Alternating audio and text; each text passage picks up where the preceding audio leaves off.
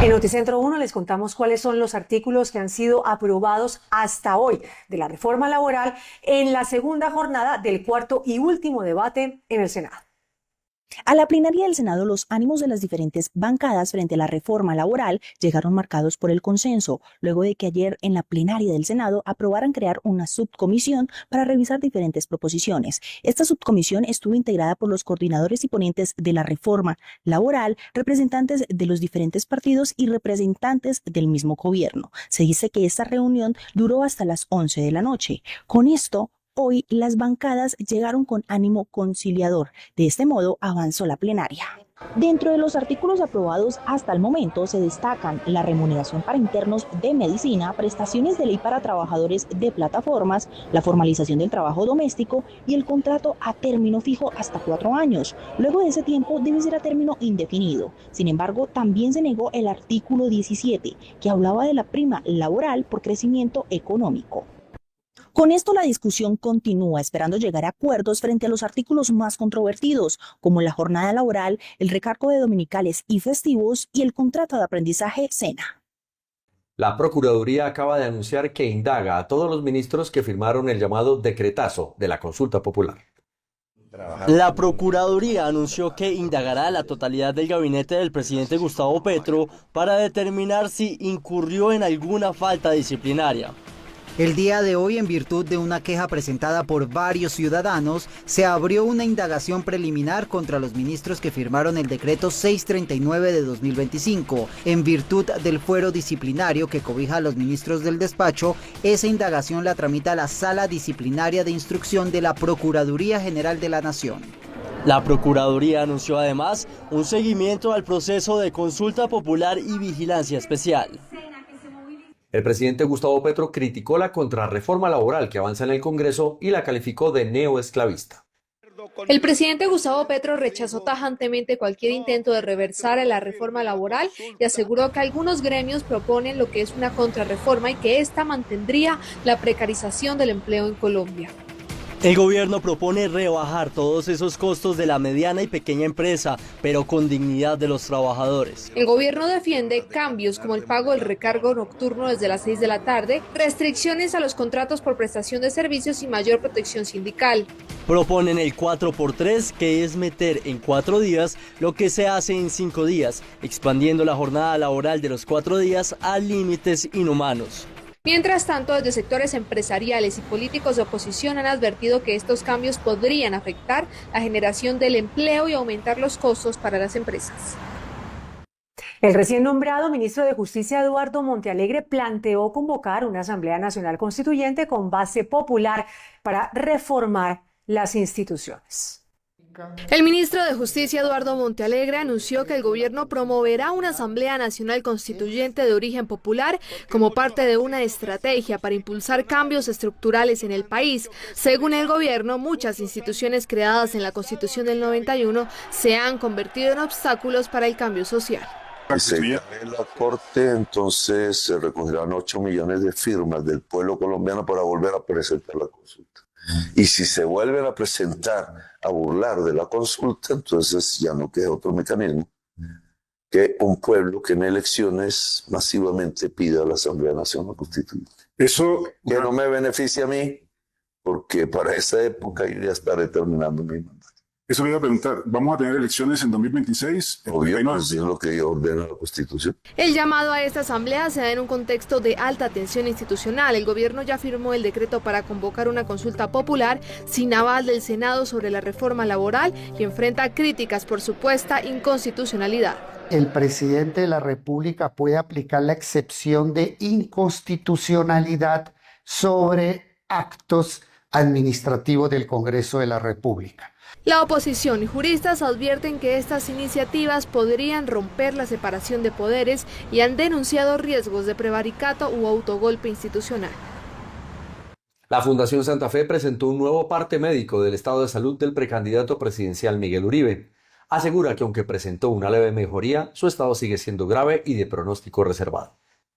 Buenas noches, Joan, Margarita y televidentes. La Fundación Santa Fe en horas de la mañana emitió un nuevo parte médico sobre el estado de salud de Miguel Uribe Turbay. Allí mencionaron que se mantiene en estado crítico, sin embargo se mantiene estable respecto al informe emitido el pasado miércoles. El paciente Miguel Uribe Turbay sigue en cuidados intensivos. El monitoreo y los diversos cuidados instaurados permiten reportar estabilidad respecto al último estado clínico comunicado. Permanece en situación crítica tal y como ha sido informado. A lo largo del día se presentaron un sinfín de gestos simbólicos y compasivos en honor a la familia Uribe Turbay. Por ejemplo, en horas de la mañana se acercó una familia desde Chiquinquirá, Boyacá, quienes le entregaron a María Claudia Tarazona una Virgen del Rosario de Chiquinquirá y una serie de amuletos como símbolo de resistencia y fe. En horas de la tarde también se presentó un homenaje a la esposa de Miguel, donde la Reserva de Militares Activos de Colombia entregó un homenaje, unas botas, ese símbolo patrio que representa el amor a Colombia y el amor a este político que ha trabajado en pro de los militares y la seguridad nacional. Hoy, como todas las noches, nos encontramos acompañando las oraciones y la velatón en honor a la pronta recuperación de Miguel Uribe Turbay, acá en el altar que cientos de ciudadanos visitan a lo largo del día. Informó para Noticentro 1, Valentina Mejía. María Claudia Tarazona, esposa del senador Miguel Uribe, sigue recibiendo las demostraciones de afecto, fe y oración de los colombianos por la recuperación de su esposo. Hoy, como todos los días, María Claudia Tarazona, esposa de Miguel Uribe, salió a una de las ventanas de la Fundación Santa Fe para agradecer el respaldo y las oraciones que ha recibido toda su familia en las últimas horas. Acompañada por dos de sus hijas, María Claudia se mostró visiblemente conmovida por las múltiples manifestaciones de cariño. Nosotros estamos unidos. Es un solo dolor para todo un país que queremos salir adelante y así va a ser. Tenemos que ser positivos. En un gesto de profunda gratitud, la esposa del senador recibió un obsequio religioso entregado por una feligres. Camándulas, la estampa de la Virgen de Chiquinquirá, cuadros y un dinero como una acción de gracias y de petición, súplica para una misa de limosna por la sanación, restauración y sanidad de Miguel. La aparición de María Claudia generó emoción entre los asistentes que respondieron con oraciones y palabras de aliento. Última hora. Mucha atención que hay una noticia de última hora en Noticentro 1. Hay polémica por un video que se acaba de conocer en redes sociales en el cual el ministro del Interior, Armando Benedetti, aparentemente estaría cambiando el voto del senador John Besaile del partido de la U durante la votación electrónica de uno de los artículos de la reforma laboral en el Congreso. Senador Roldán, ¿cómo vota? ¿Algún senador o senadora falta por votar? De manera manual. Senador Roldán, ¿cómo vota? ¿Algún senador o senadora falta por votar? El abogado de la familia Uribe Turbay, Víctor Mosquera, aseguró que hay un amplio conjunto de pruebas recaudadas por expertos que ya fueron entregadas a la Fiscalía. Recientemente, el abogado de Víctor Mosquera reveló que fue entregado a la Fiscalía General de la Nación un amplio conjunto de evidencias recolectadas por expertos en criminalísticas contratados por la defensa. Entre los elementos aportados se encuentran 4 informes de campo laboratorio de informática forense, 11 entrevistas a testigos presenciales de los hechos y colaboradores del equipo de campaña preelectoral del doctor Miguel Uribe, 51 correos electrónicos asegurados con sus respectivos soportes en formato PDF enviados a la UNP, una base de datos con más de 1.160 contactos recopilados de grupos de WhatsApp, 208 videos debidamente preservados conforme a estándares técnicos, 1.509 fotografías y documentos audiovisuales con valor probatorio. Todo este material ha sido obtenido por un equipo especializado de investigadores privados que viene trabajando bajo la dirección de la Unidad de Investigación Criminal de la Defensa. Con esto se busca reforzar el curso de las investigaciones y ofrecer nuevas líneas de análisis que podrían resultar determinantes en el caso. La Fiscalía le imputó cargos al conductor de un carro que tuvo contacto con el sicario que atentó contra la vida de Miguel Uribe y que aparece con él en las cámaras de seguridad del sector.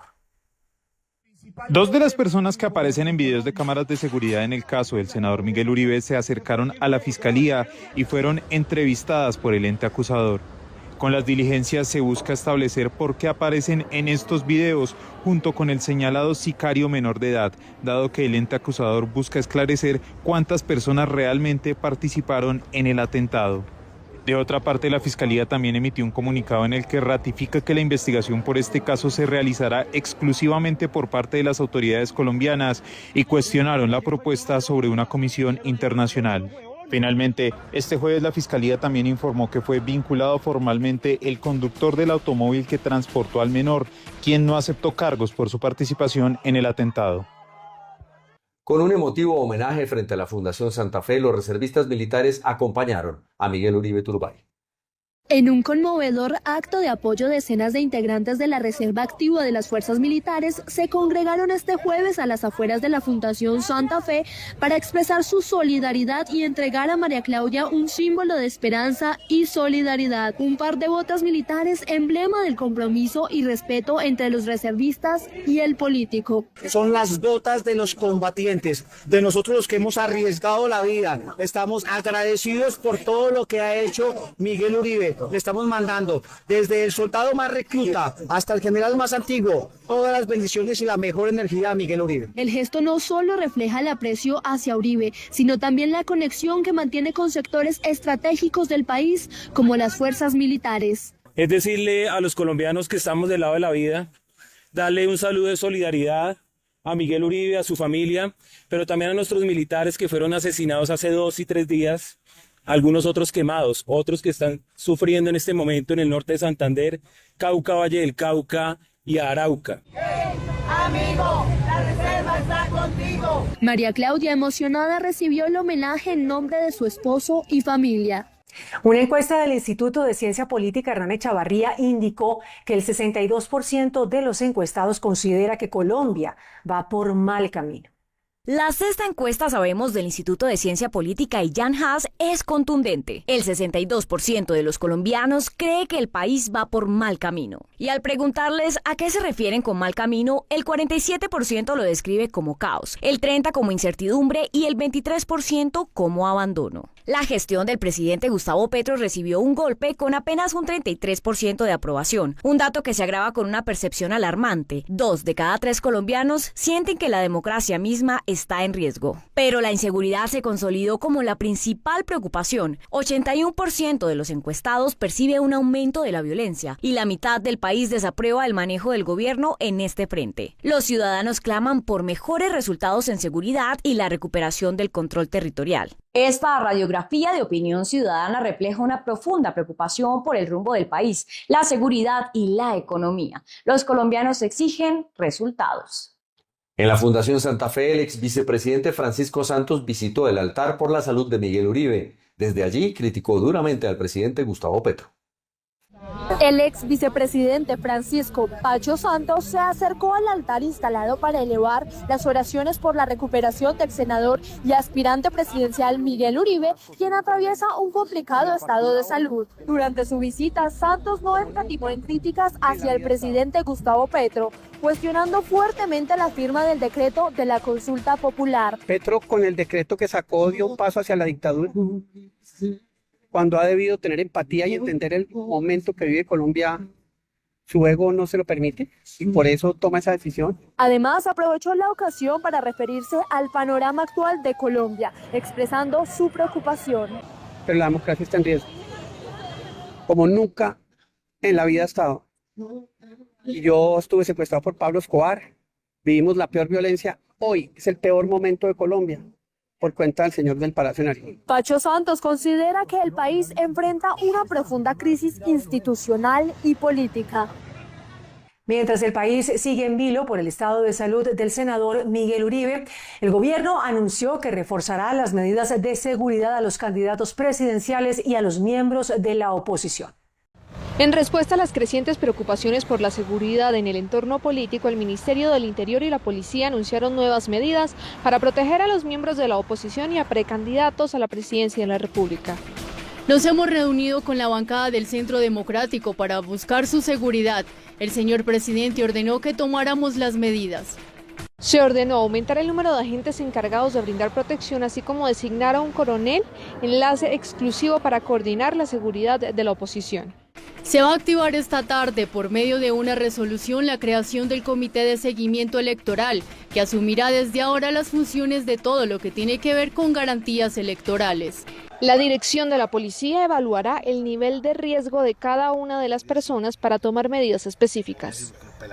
Por su parte, el alcalde de Bogotá, Carlos Fernando Galán, ordenó reforzar la seguridad para los eventos públicos de los concejales. En respuesta a crecientes preocupaciones por la seguridad de los cabildantes, el alcalde Carlos Fernando Galán confirmó que hasta el momento no se han identificado amenazas concretas contra los concejales. Nosotros no tenemos información de una amenaza específica en este momento a los concejales reciente, digámoslo así, que tenga que ver con hechos de estos últimos meses. No hay una información nueva. Sin embargo, el alcalde manifestó que se implementará un protocolo más riguroso para garantizar la seguridad de los concejales capitalinos.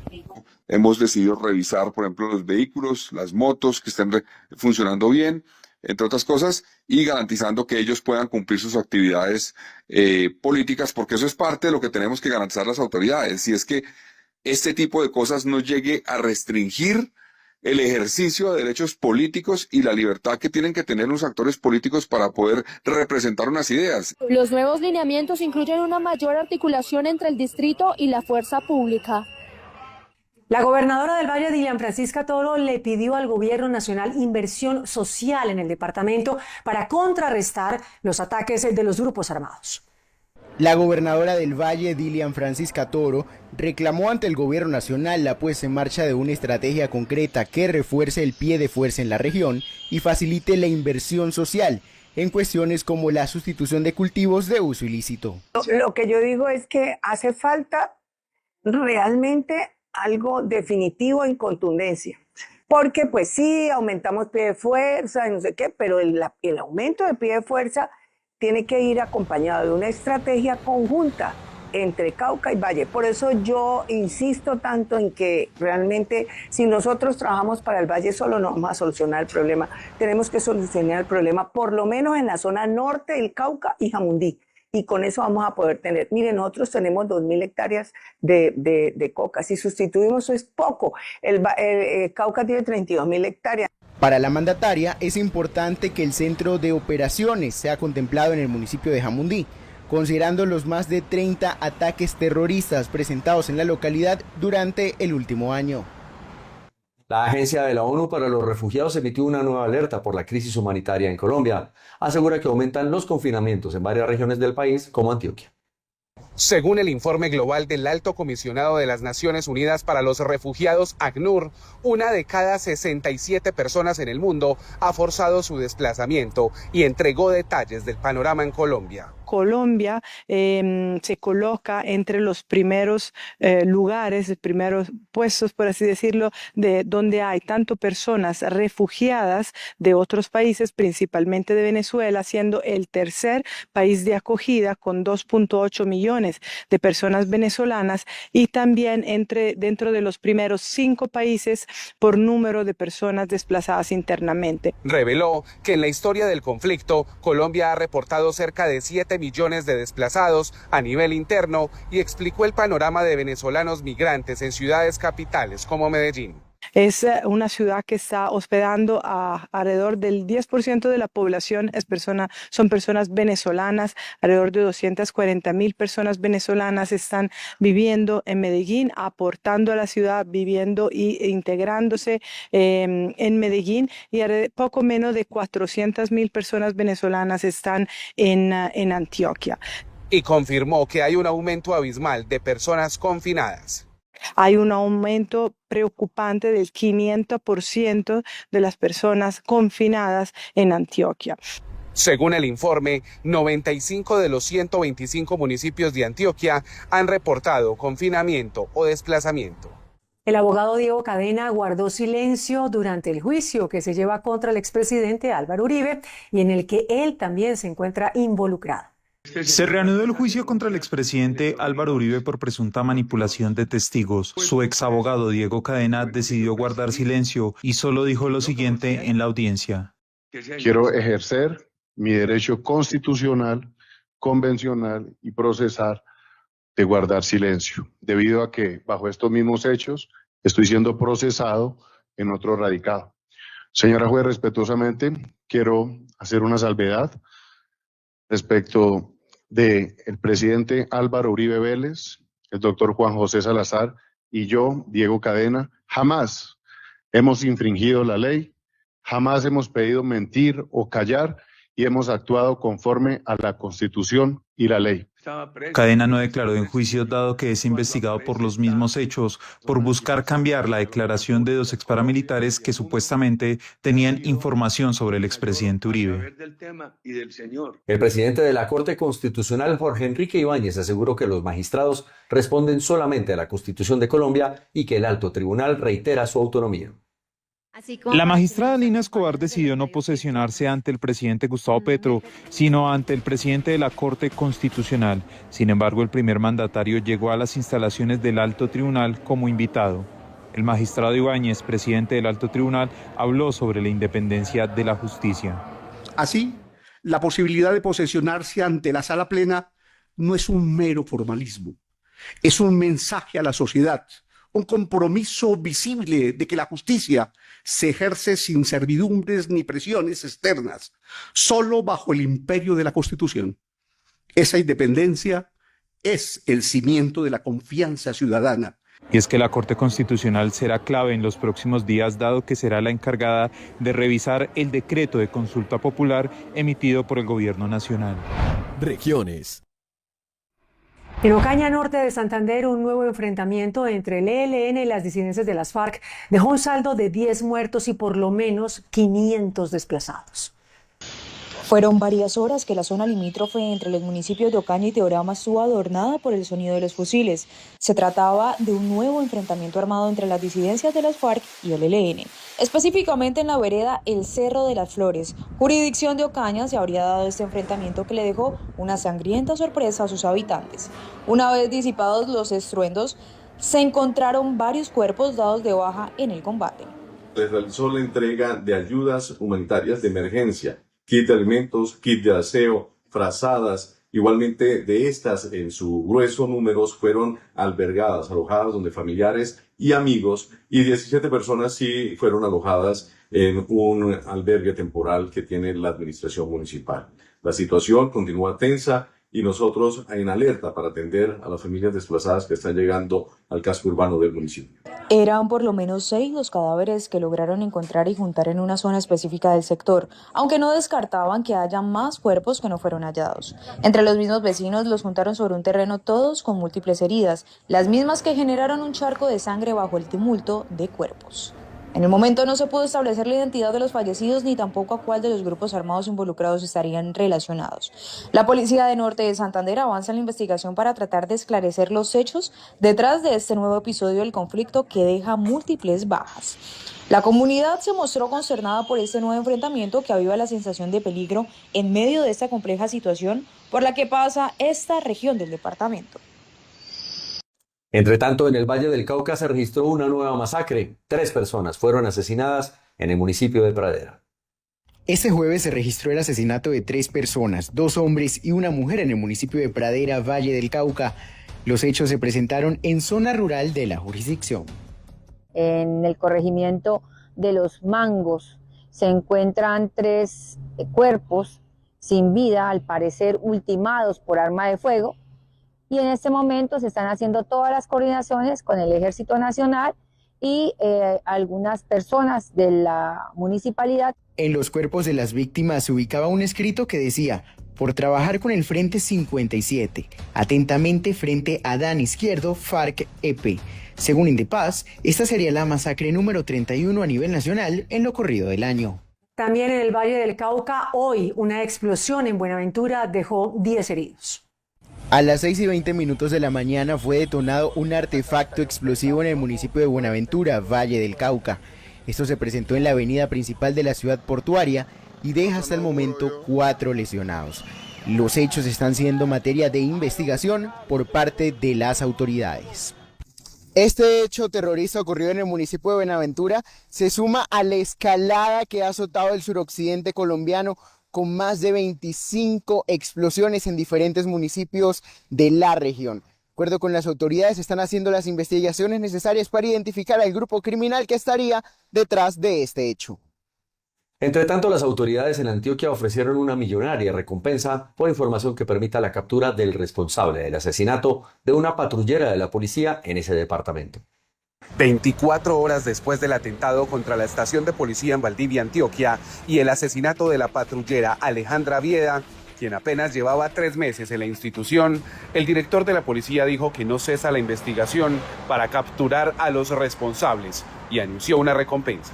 Ofrecemos una recompensa de hasta 50 millones de pesos para aquel que me dé información o que nos suministre información que me permita la ubicación rápida y captura de estos criminales. Pero nosotros aprovechamos esta situación tan lamentable para de nuevo insistirle al presidente Petro en que por favor nos responda de fondo sobre la solicitud de asistencia militar. Es muy importante que las fuerzas militares en su conjunto apoyen a la Policía Nacional en tareas operativas, de inteligencia, para que podamos arrinconar el crimen y el delito. La patrullera de 21 años será despedida en La Plata, Huila. El Ministerio de Defensa lanzó la operación Coraza contra los líderes de los grupos armados en el suroccidente del país. Enfrentar a las disidencias de las FARC en el suroccidente colombiano se ha convertido en la nueva prioridad para el ministro de Defensa Pedro Sánchez, quien anunció la puesta en marcha de la operación Coraza para diezmar el accionar de frentes como el Jaime Martínez. Esta estrategia que llevará el nombre de Coraza es para minimizar o llevar a su mínima expresión, al punto de inflexión y de debilitamiento estructural de la Jaime Martínez. El cabecilla, alias Magno, es simplemente, con sus actos, es simplemente un terrorista. Para el ministro de Defensa es importante que se pueda facilitar una oferta institucional que responda a las necesidades de los habitantes, especial de municipios como Jamundí. Uno de los compromisos asumidos por el Ministerio de Defensa en el último Consejo de Seguridad es el aumento del pie de fuerza en la región. Esto con el objetivo de responder de manera acertada a la crisis de orden público que azota el suroccidente colombiano. Activaron un bloque de búsqueda en el Valle del Cauca para encontrar a los responsables de los recientes ataques terroristas. Luego de la escalada terrorista que cobró la vida de 7 personas en el suroccidente colombiano, fue anunciada la creación de un bloque de búsqueda para identificar a las organizaciones criminales que estarían detrás de estos hechos en la región. Un bloque de búsqueda que va a tener unas capacidades. De hecho, ya está trabajando en este momento en la ciudad, pero la consolidación del bloque de búsqueda, haciendo una referencia muy práctica, lo que sucedió en algún momento en la ciudad de Cali como en la ciudad de Medellín, grupos especializados de la Policía Nacional, y estamos hablando de la inteligencia, estamos hablando de la investigación criminal y todo un grupo de operaciones especiales urbanas en la ciudad, acompañados por parte de la Fiscalía General de la Nación. Será implementado un grupo de búsqueda que permitirá identificar y priorizar aquellas organizaciones criminales que están afectando la seguridad en Cali. Tendrá un componente de inteligencia, de investigación judicial y de operaciones para poder avanzar en resultados concretos para la desarticulación de estas organizaciones en Cali. Luego de la escalada terrorista que cobró la vida de 7 personas en el suroccidente colombiano, fue anunciada la creación de un bloque de búsqueda para identificar a las organizaciones criminales que estarían detrás de estos hechos en la región. Ya son más de 400 los damnificados que deja una avalancha en el municipio de Belén de Umbría, en Risaralda. Un fuerte deslizamiento de tierra y un torrencial aguacero han generado una emergencia en el municipio de Belén de Umbría, dejando afectaciones en 13 veredas, donde además se reportan 150 viviendas dañadas, la destrucción de 11 puentes vehiculares, 7 peatonales, así como daños en 6 instituciones educativas. 3 acueductos presentan graves daños, lo que ha comprometido el suministro de agua en varias zonas rurales. para levantar un diagnóstico claro de lo que pasó y aconteció en el sector rural de Belén de Umbría y tomar nota atenta de cómo se puede incluir alguno de estos temas y problemáticas para mitigar este tema de la ola invernal dentro del decreto de calamidad y adicionalmente dentro del plan de acción del departamento de Risaralda. La emergencia también ha impactado fuertemente el sector agropecuario. Se reportan pérdidas totales en cultivos de plátano, mora, granadilla y café. De anotar que pudo haber sido mayor.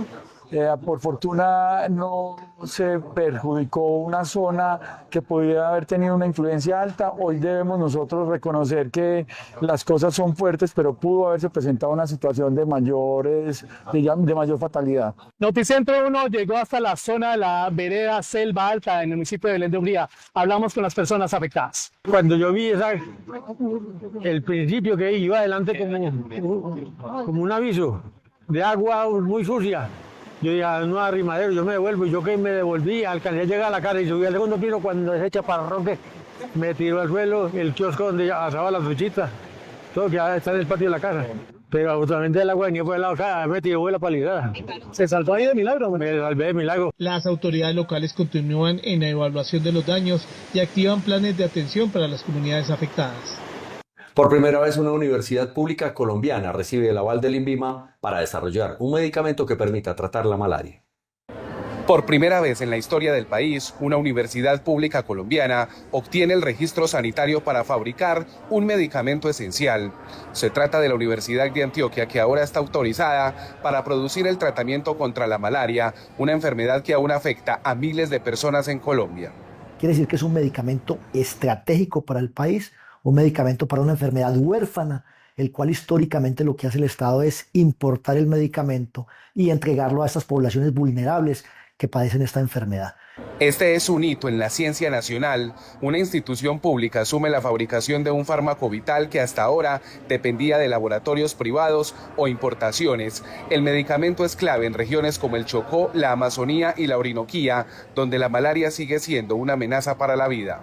La Universidad de Antioquia está en capacidad, una vez se genere la orden de compra por parte del Ministerio de Salud, entregar en 2 meses 240.000 tabletas y mes a mes seguir entregando un volumen de tabletas importantes hasta cumplir la demanda que se requiere, que es de 1.300.000 tabletas. Con esta autorización, Colombia da un paso hacia la soberanía sanitaria. La Universidad de Antioquia no solo hace historia, también demuestra que la ciencia pública puede y debe liderar las soluciones a los grandes desafíos en salud. Noticia en desarrollo. En Bogotá, las autoridades investigan la muerte de un joven de 19 años extranjero que cayó de la Torre B de Bacatá, en el centro de la ciudad. Esta mañana, un joven de 19 años, identificado como Diego Miguel Giuseppe, perdió la vida tras caer del piso 40 del Bacatá, el edificio más alto de Bogotá. El hecho ocurrió alrededor de las 7 de la mañana en pleno centro de la ciudad. Las autoridades investigan las circunstancias del caso. Por ahora no se descarta ninguna hipótesis, entre ellas un posible suicidio. El CTI ya adelanta las investigaciones con apoyo de las cámaras de seguridad y testigos. Destacados juristas de todo el país participaron en un foro sobre derecho procesal en la Universidad de Pamplona, en norte de Santander. Este jueves, en horas de la mañana, la Universidad de Pamplona fue escenario del 8º Precongreso de Derecho Procesal, un evento académico de alto nivel que reunió a destacados ponentes del ámbito nacional y a miembros de la comunidad jurídica del país. La jornada contó con la presencia del rector Dr. Ibaldo Torres Chávez, quien dio apertura al encuentro destacando la importancia de estos espacios para el fortalecimiento del pensamiento jurídico y el análisis del sistema procesal colombiano. 8ª versión de este evento de Derecho Procesal, hoy con toda la alegría de que nuestro programa de Derecho cuenta con la acreditación en Colombia ante el CNA y se ha decidido hacer un epicentro mucho más explosivo. 18 conferencistas donde tenemos magistrados de la Alta Corte, hacen parte del set de conferencistas. Hoy hay más de 800 personas confirmadas en la presencialidad y más de 2.000 en la conectividad. Durante el evento, expertos en derecho procesal abordaron temas actuales y fundamentales para la formación de los futuros profesionales del derecho, así como para el debate académico en torno a la justicia en Colombia. El precongreso se desarrolló en un ambiente de reflexión, aprendizaje y diálogo interdisciplinario, consolidándose como un referente en el calendario académico de la universidad y como antesala del Congreso Nacional de Derecho Procesal. Con eventos como este, la Universidad de Pamplona reafirma su compromiso con la excelencia académica, el pensamiento crítico y el desarrollo jurídico del país. Económicas. Los gremios energéticos criticaron a la Superintendencia de Servicios Públicos por los malos manejos en la intervención de la empresa Aire. Por cuarta vez en menos de 8 meses, la Superintendencia de Servicios Públicos cambió el agente interventor de la empresa Aire, que presta el servicio de energía a los departamentos de Atlántico, La Guajira y Magdalena. La noticia cayó mal en el sector, que lanzó fuertes críticas al señalar que esto demuestra la improvisación del gobierno. Estos cambios generan inestabilidad que comprometen el pago de sus deudas, que llegan a 1.5 billones de pesos. La coyuntura de corto plazo se soluciona dándole recursos a la superintendencia, que el superintendente gestione recursos nuevos para que el fondo empresarial le dé esos recursos a Aire y Aire continúe comprando energía y pagando las deudas que tiene frente al sector. Esa es la preocupación que tenemos. Desde Andesco se advierte que la falta de soluciones pondrá en riesgo el suministro de energía en esta región del país. Aire es el problema más grave que tiene el sistema energético colombiano. Y si no hacemos el tema técnico en este momento, ¿qué va a suceder? Pues vamos a quedar sin energía en el 28% de la demanda de este país. Cuestionan la ausencia del superintendente de Servicios Públicos, que a la fecha no se ha reunido con ningún gremio del sector. El DANE reportó un leve incremento en el índice de informalidad en el país.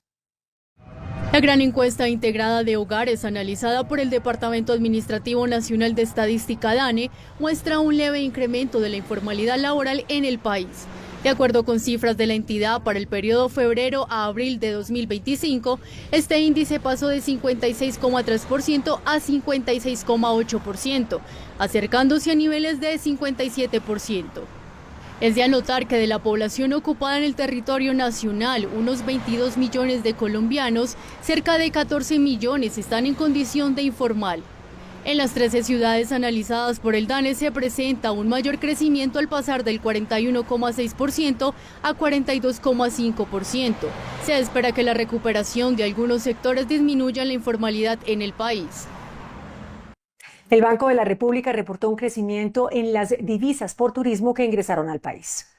Gracias a las campañas internacionales de turismo y la ampliación de la conectividad aérea con la operación de nuevas rutas y frecuencias, durante el primer trimestre del año las divisas por turismo que ingresaron a Colombia alcanzaron los 2.865 millones de dólares, lo que significó un alza del 12,9%. Los ingresos alcanzaron productos tradicionales como el café y el carbón. Así como la preparación de las regiones ha facilitado que los viajeros procedentes del exterior elijan a Colombia como su próximo destino.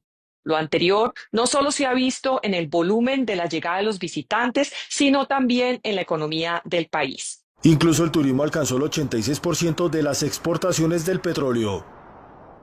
El Observatorio de las MIPYME registró un leve aumento en la producción y venta de las pequeñas empresas. La encuesta de desempeño empresarial reporta una leve recuperación de las cifras económicas de la micro, pequeña y mediana empresa en el primer trimestre del año. De acuerdo con el informe, el 30,8% de los empresarios disminuyó su producción, pese al porcentaje un año atrás era de 53,7%. Frente al volumen de ventas de 34,2% mostró caídas entre enero y marzo, mientras en 2024 la cifra se ubica en el 57,1%. Se reconoce la mejora en varios sectores, pero persiste la incertidumbre por temas como la reforma laboral. Uno no puede pagar nómina con deseos, no paga nómina con recursos económicos. Y esos recursos económicos cada día son más difíciles lograrlo, incluido el mismo margen de rentabilidad. La inversión aún se mantiene rezagada en 33% de los empresarios, que reporta una disminución. Ecopetrol formalizó cerca de 268 contratos de trabajadores en varias plantas del país. El dato del día. Cerca de 268 trabajadores temporales de Ecopetrol en regiones como Cartagena, Villavicencio, Neiva, Orito y Bogotá recibieron contratos indefinidos. El presidente de la petrolera, Ricardo Roa, señaló que es un paso significativo hacia la consolidación de un entorno laboral más estable. La compañía sigue trabajando en la disponibilidad de centros médicos en sus plantas con el fin de garantizar la seguridad de sus empleados.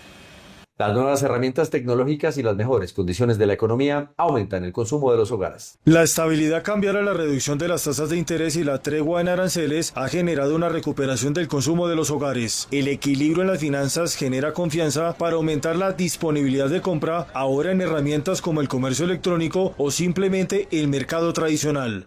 La segmentación del mercado, especialmente en términos de grupos de consumidores y sus hábitos de compra y de consumo, son esenciales para desarrollar estrategias efectivas y personalizadas que maximicen las oportunidades de crecimiento. Temporadas como Amor y Amistad, Halloween y la Navidad impulsará las ventas en el segundo semestre del año. Estos son los indicadores económicos en Noticentro. La tasa representativa del mercado que regirá para mañana viernes será de 4.169 pesos con 13 centavos. Los profesionales del cambio compran la divisa en promedio en 4.120 pesos y la venden en 4.160 pesos. Un euro cuesta 4.846 pesos con 10 centavos. La libra de café en Nueva York se cotizó a $3 con 47 centavos.